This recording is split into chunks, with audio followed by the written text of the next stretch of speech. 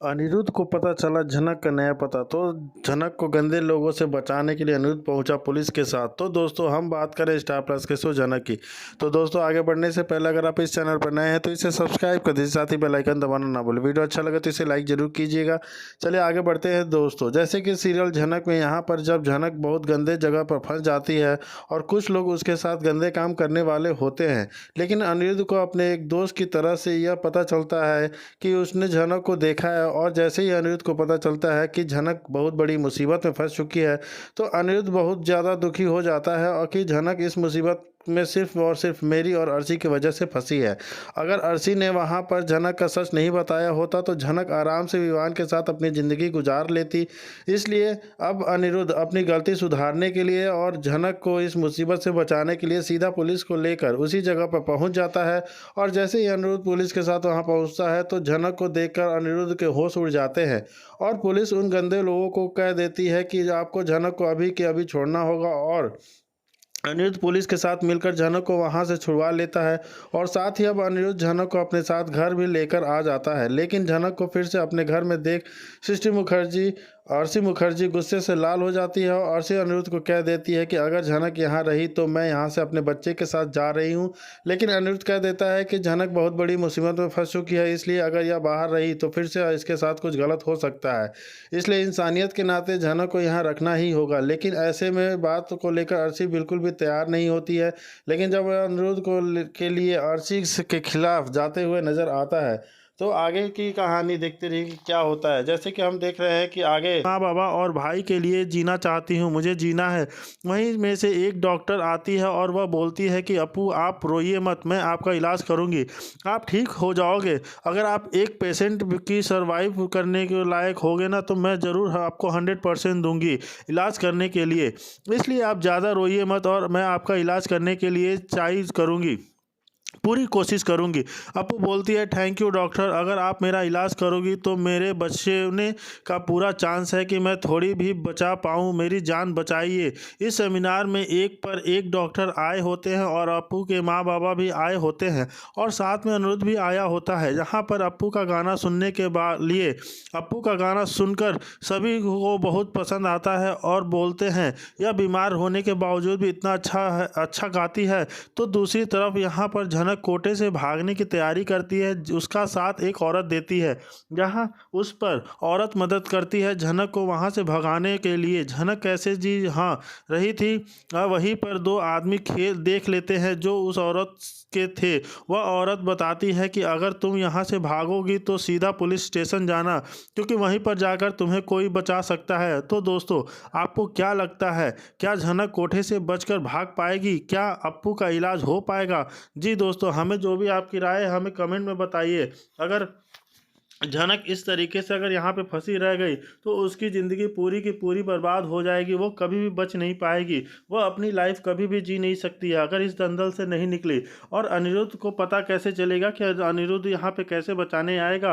अनिरुद्ध को ये नहीं पता है कि झनक कितनी बड़ी मुसीबत में फंस चुकी है और किस दलदल में जाके फंस चुकी है। अनिरुद्ध कैसे उसकी मदद करेगा? अनिरुद्ध को तो कुछ अता पता है ही नहीं, वो तो वहाँ पे सेमिनार में बैठ के अपू का गाना सुन रहा है और बड़ी मग्न होकर बूढ़े बुढ़िया झनक को घर ले आते हैं। बुढ़िया झनक को लाल साड़ी देती है और बोलती है बेटा इसे पहन कर आ जाओ, तुम्हें पढ़ाने जाना है। झनक के आते जाते ही बुढ़िया बूढ़े से पूछती है और अरे उसे कॉल किया है कि नहीं, वो उसे बोल दो कि हम उसे लेकर आ रहे हैं।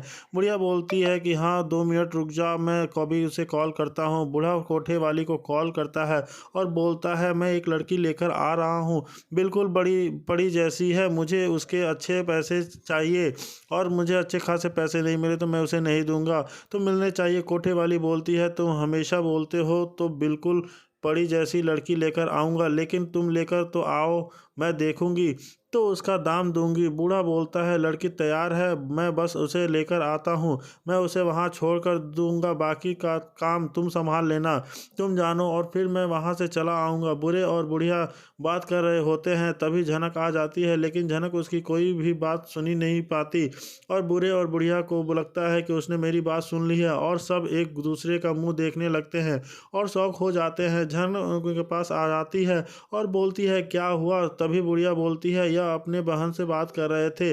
अपनी बहन से बहुत देर तक बातें करते हैं। बुढ़िया बोलती है, वाह बेटा, तुम कितनी खूबसूरत लग रही हो, लगता है यह साड़ी तुम्हारे लिए ही बनी है। बुढ़िया धीरे से बूढ़े से जाकर बोलती है कि कहीं इसने हम लोगों की बातें तो नहीं सुन ली है। अगर सुन ली होगी तो बहुत बड़ी मुसीबत हो जाएगी। इतनी खूबसूरत लग रही है, इसके तो बहुत अच्छे खासे पैसे मिलेंगे। आगे बढ़ते हैं दोस्तों। जैसे कि जनक बहुत ही आगे ज़रूर दिखाया जा रहा है कि जनक बहुत बड़ी मुसीबत में पड़ चुकी है, अब उसे कोठे वाली बनना पड़ेगा।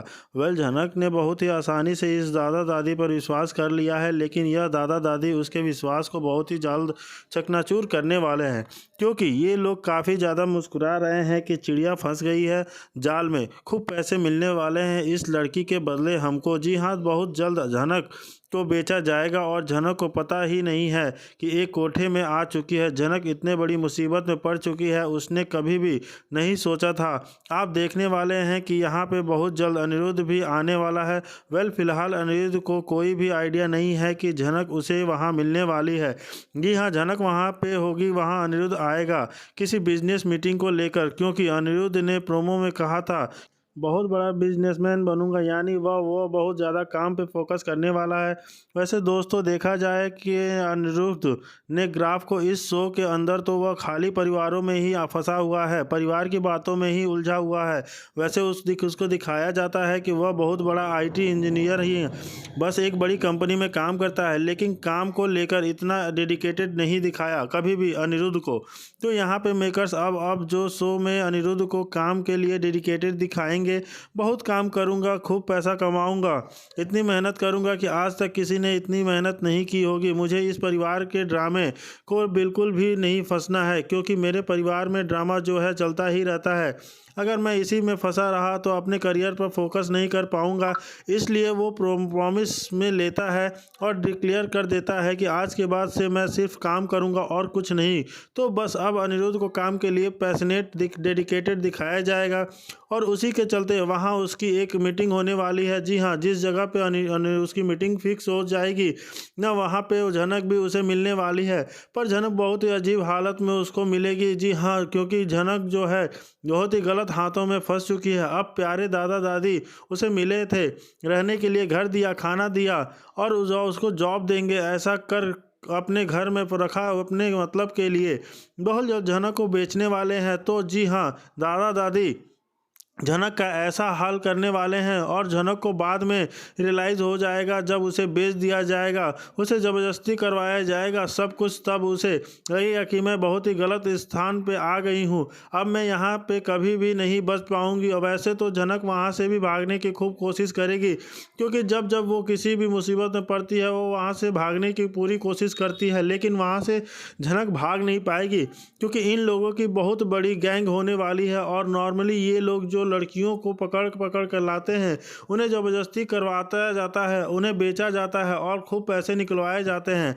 तो झनक भी शुरुआत में यही सब हरकतें करने की कोशिश करेगी, वहाँ उन्हें जवाब देगी, वहाँ उन्हें भागने की कोशिश करेगी और लोग बार बार झनक को पकड़ कर ले आएंगे और उसके ऊपर कड़ी नज़र रखने वाले हैं कि दोबारा यह ऐसी हरकत ना करे। तो आप देखने वाले हैं कि झनक को डांस करने के लिए कहा जाएगा, मुजरा करने के लिए कहा जाएगा और झनक बहुत ही अच्छा डांस प्रस्तुत करेगी, क्योंकि झनक की ज़िंदगी का एक ही सबसे बड़ा है प्यार है, वह है झनक का डांस।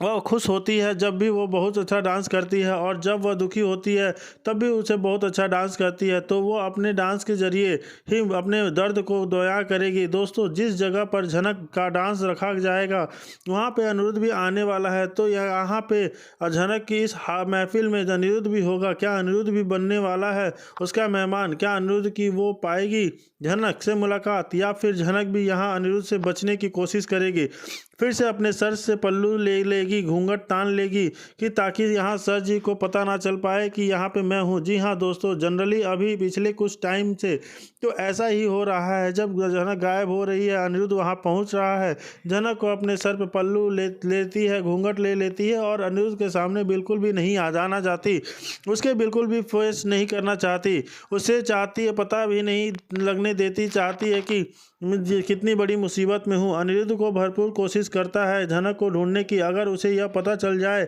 कि झनक यहाँ पे इतनी गलत जगह पे है तो ऑफ कोर्स वो उसकी मदद करेगा। लेकिन झनक यहाँ बनेगी महान, वो नहीं चाहेगी कि अनिरुद्ध उसकी मदद करे। झनक की मदद लेने के लिए, अनिरुद्ध की मदद लेने के लिए वो नहीं लेगी। देखना तो काफ़ी ज़्यादा दिलचस्प होगा। लेकिन दोस्तों स्टॉकिस्ट में झनक अपना इतना बड़ा मेलो ड्रामा तो ज़रूर स्टार्ट करेगी और अनिरुद्ध उसकी महफिल में आया है, यानी उसकी मुजरे वाली महफिल में आया है, तो वह फिर से अनिरुद्ध के सामने घूंघट रखने वाली है, जैसे उसने गुजरात में भी ऐसे ही किया था। तो यहाँ पे झनक फिर से घूंघट रखेगी, अनिरुद्ध उसे फिर से पहचानने में नाकाम होगा। लेकिन झनक जिस तरीके से डांस कर रही होगी ना, उसको मूव्स देखकर वो समझ जाएगा कि ये झनक लगने वाली है। शायद यह झनक है। अपने दिल की बात यहाँ अनिरुद्ध से सुनेगा या नहीं सुनेगा, यह देखना तो दिलचस्प होगा ही दोस्तों। क्योंकि यहाँ पे जो झनक है फिर से मुसीबत में पड़ी हुई है। आपको देखकर कैसा लग रहा है? आखिर क्यों दोस्तों झनक को बार बार मुसीबत में फंसाया जा रहा है? उसे क्यों आगे नहीं बढ़ने दिया जा रहा है? हर बार उसे ट्रेजेडी में क्यों डाला जाता है? आखिर झनक कब आगे बढ़ेगी, ये सबसे बड़ा सवाल रह गया है इस शो का। क्या बार बार मिलन बिछड़न दिखाया जा रहा है? क्या इस शो में कभी भी झनक अनिरुद्ध मिल पाएंगे? वेल दोस्तों, इतना सब कुछ होने के बाद जो है दर्शक बिल्कुल भी यह शब्द नहीं चाहते हैं झनक को मुसीबत में डालते, तो फिर नए मुसीबत पे डालते। जी हाँ, जहाँ रहे हैं। वेल शो में लीप की बात तो चल ही रही है, क्योंकि जब तक लीप नहीं आएगा तब तक यहाँ ड्रामा तो चलता ही रहेगा। वेल लीप के बाद क्या हो पाएगी शो की नई शुरुआत, शो की नई कहानी, देखना तो दिलचस्प होगा ही। लेकिन फिलहाल जो है लीप का पोस्टपोन किया गया है, कभी लीप बिल्कुल भी नहीं दिखाया जाएगा। फिलहाल झनक एक नई मुसीबत में पड़ी हुई है, वहाँ उसे को क्या क्या चैलेंज करना पड़ेगा, यह देखना होने वाला है और काफ़ी इंटरेस्टिंग। वही दूसरी तरफ बात की जाए अर्शी मुखर्जी की, तो वो भी काफ़ी ज़्यादा जो है अनिरुद्ध पे अब भड़कने वाली हैं। अनिरुद्ध को ऑलरेडी अल्टीमेट दे मिल चुका है अर्शी की तरफ से। अगर झनक को ढूंढने गए तो मुझे पता चला कि तुम झनक के पीछे पीछे हो, तो इस बच्चे को लेकर मैं हमेशा के लिए चली जाऊंगी। वेल दोस्तों, आप देखने वाले हैं कि जल्द ही अर्शी के बेबी बम को भी दिखाया जाएगा वाला है कि उसकी गोद भराई का भी शुरू होगा, क्योंकि अब अर्शी की प्रेगनेंसी को थोड़ा समय हो चुका है, बच्चा थोड़ा बड़ा हो चुका है, तो गोद भराई भी जब होने वाली है। बात की जाए विपाशा की, तो विपाशा जो है यहाँ पे अर्शी से झगड़ा करती हुई नज़र आने वाली है।